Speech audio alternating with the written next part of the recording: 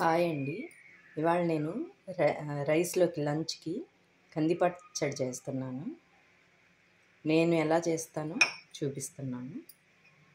First బాండీలో నూనె పోసుకోవాలి. మనకు కావాల్సినవి కందిపప్పు, ఎండుమిర్చి, జీలకర్ర, వెల్లుల్లి. నూనె కాగాక ముందు కందిపప్పు వేయించుకున్నాను.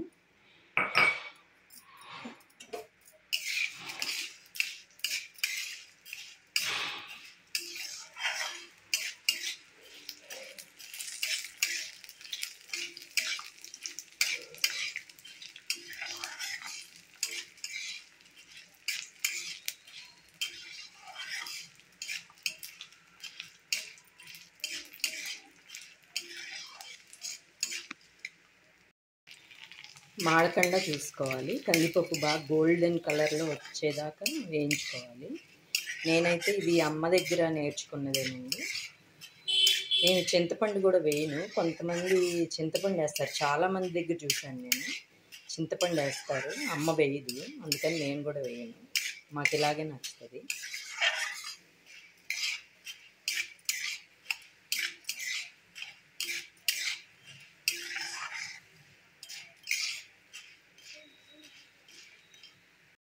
చూడండి, కొంచెం గోల్డ్ కలర్ వస్తున్నాయి. ఇంకా ఎండుమిరపకాయలు వేసేద్దాము.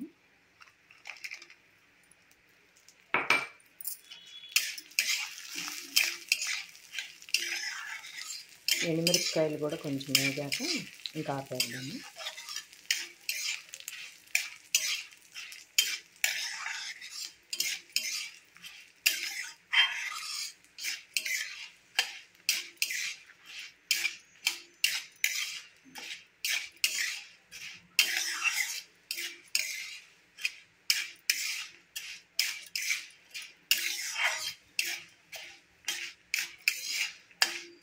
ఇంకా గోల్డ్ కలర్ వచ్చేసింది ఫ్రెండ్స్.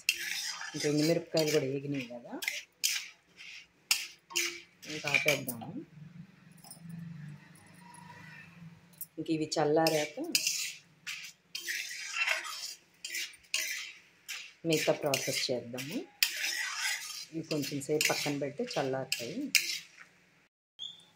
ఇంకా కందిపప్పు చల్లారినాయి ఫ్రెండ్స్. ఇప్పుడు ఇంకా తగినంత ఉప్పు వేసుకొని మిక్సీలో వెల్లుల్లిపాయలు పచ్చిదే, జీలకర్ర వేయించకుండా పచ్చిదే వేస్తుంది అమ్మ. ఇంకా నాకు అలానే అలవాటు. పచ్చి జీలకర్ర వేస్తే బాగుంటుంది వాసన అని చెప్తుంది. అందుకని పచ్చి జీలకర్ర వేసేస్తున్నాను. ఇంకా కందిపప్పు, ఎండుమిర్చి కూడా మిక్సీ జార్లో వేసేసాను. ఇప్పుడు రన్ చేసేసుకున్నాను. ఇట్లా బరకగా రన్ చేసుకున్నాక వాటర్ పోసుకున్నాను. వాటర్ చాలా పడతాయి ఫ్రెండ్స్. వాటర్ పోసి మళ్ళీ మిక్సీ వేసుకున్నాను.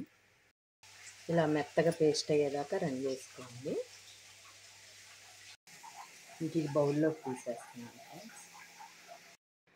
కంది పచ్చడి రెడీ అయింది ఫ్రెండ్స్.